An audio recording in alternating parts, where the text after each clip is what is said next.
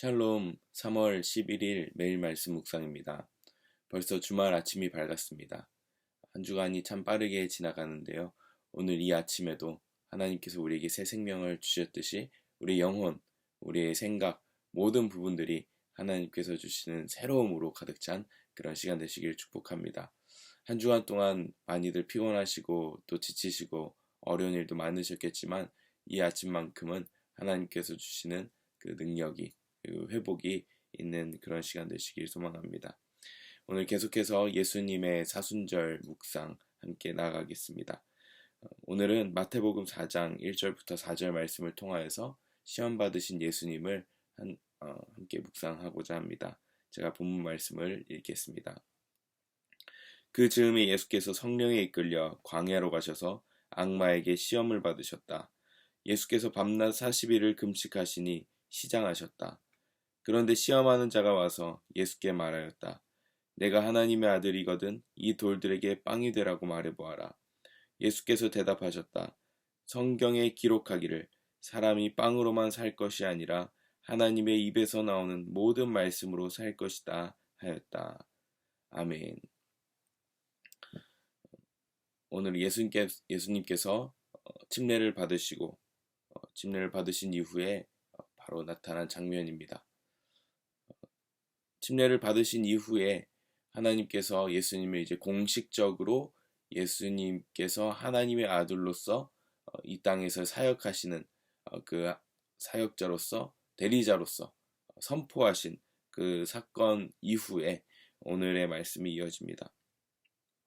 하나님께서 예수님께서 침례를 받으실 때 이런 말씀을 하셨습니다. 이는 내가 사랑하는 아들이다. 내가 그를 좋아한다. 아멘.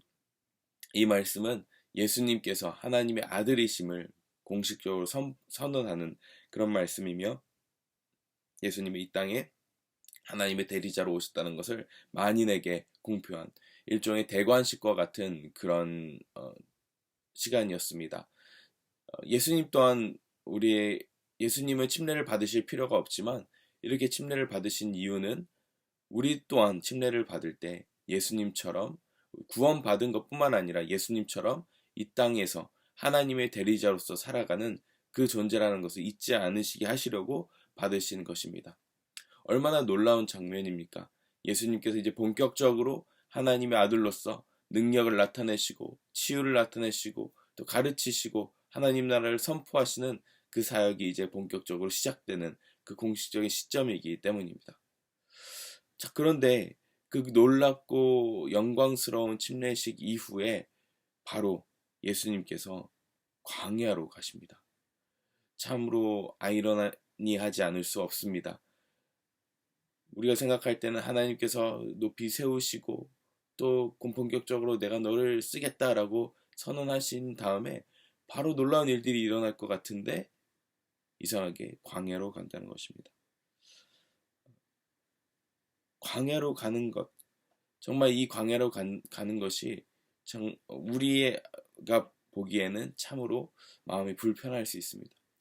왜냐하면 우리 또한 하나님의 은혜를 받고 하나님께서 말씀해 주시고 하나님 놀라운 계시를 받은 이후에 정말 우리는 가슴 벅찬 마음으로 기도의 자리에서 내려옵니다. 어떠한 사건으로부터 다시 우리 일상으로 돌아옵니다. 그때부터 하나님께서 놀라운 일들을 벌이실 것 같고 마치 바로바로 하나님께서 놀라운 역사를 이루실 것 같지만 때로는 더 어려운 일들이 생기기도 합니다. 영적으로 더 정말 고양되어서 고치되어서 하나님께 쓰임 받겠습니다. 하나님 나를 사용하여 주십시오 하고 내려가지만 기다리고 있는 것은 광야일 때가 많다는 것입니다. 그런 인생들에게 오늘 하나님께서 예수님을 통하여 우리에게 희망을 주십니다.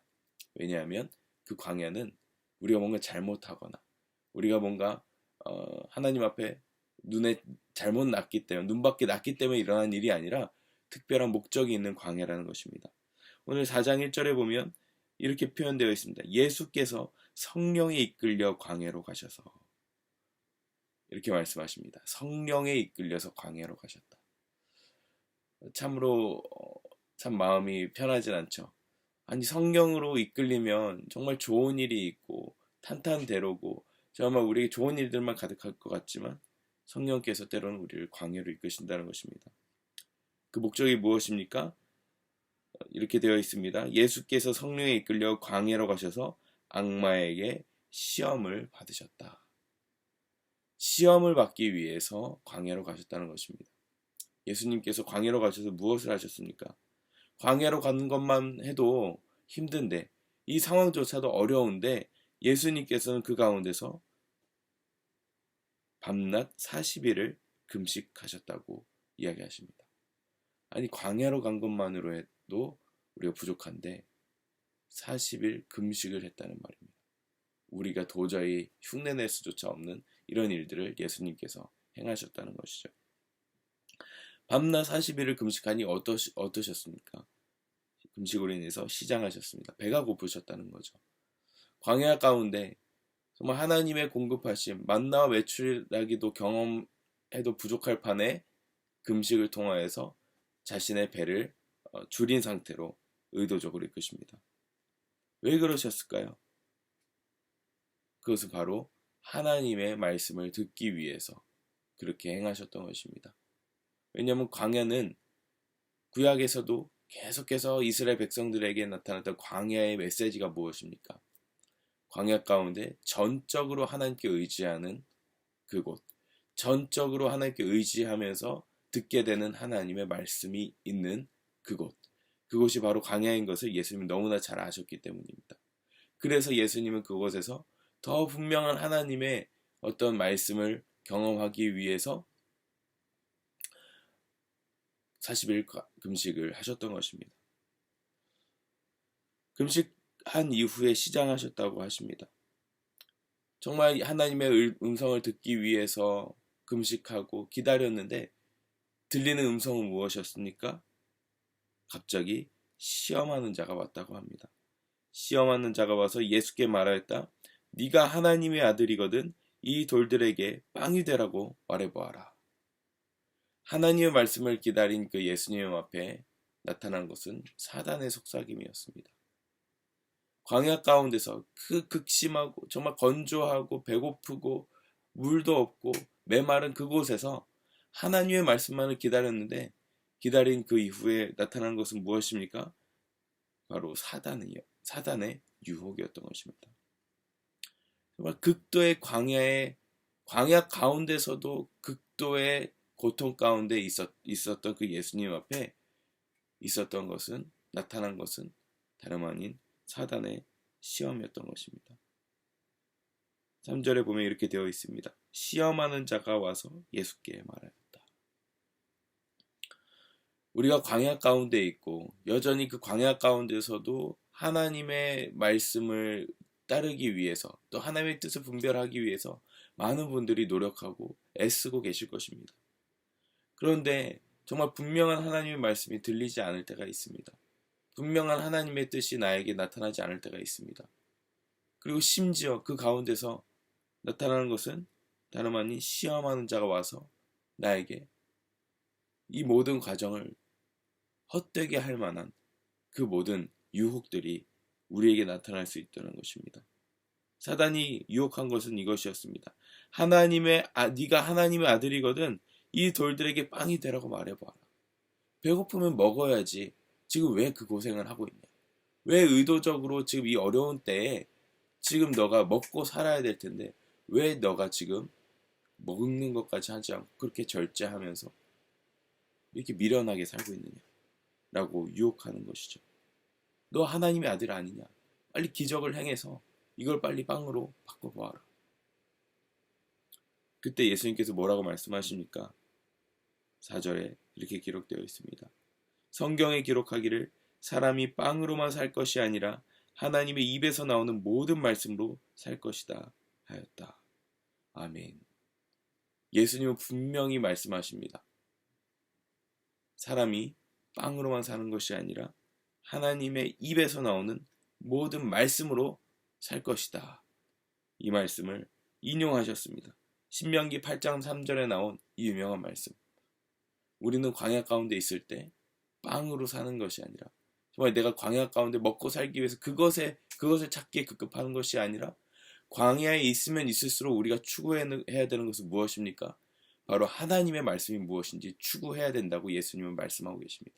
비록 내가 지금 먹을 것이 없을지라도, 비록 내가 지금 당장 줄인 배를 채우지 못할지라도, 더 중요한 것은 지금 이 순간 이 광야 가운데서 하나님께서 나에게 무엇이라고 말씀하시는가, 이것을 듣는 것이 가장 중요한 것이다 라고 예수님께서 말씀을 인용해서 사단의 유혹을 뿌리치셨다는 것입니다.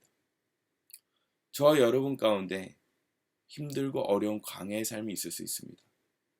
그리고 그 광야의 삶에서도 내가 정말 그것을 하나님의 뜻으로 이겨내고자, 하나님의 뜻이 성취되고자 여러 가지 방법으로 하나님 앞에 나아가시는 줄 압니다. 그러나 그럴 때일수록 우리가 더 기억해야 되는 것이 무엇입니까? 그것은 더 어려움이, 광야에 금식까지 해야 되는 이 상황이 있을지라도, 광야에서 줄이게 될 수밖에 없는 이런 상황이 있을지라도 우리가 구해야 할 것은 하나님의 입에서 나오는 모든 말씀이다. 이것이 우리를 살린다는 사실을 잊지 말아야 할 것입니다.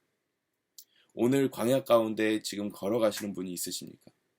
하나님께서 여러분에게 하시는 말씀이 무엇입니까?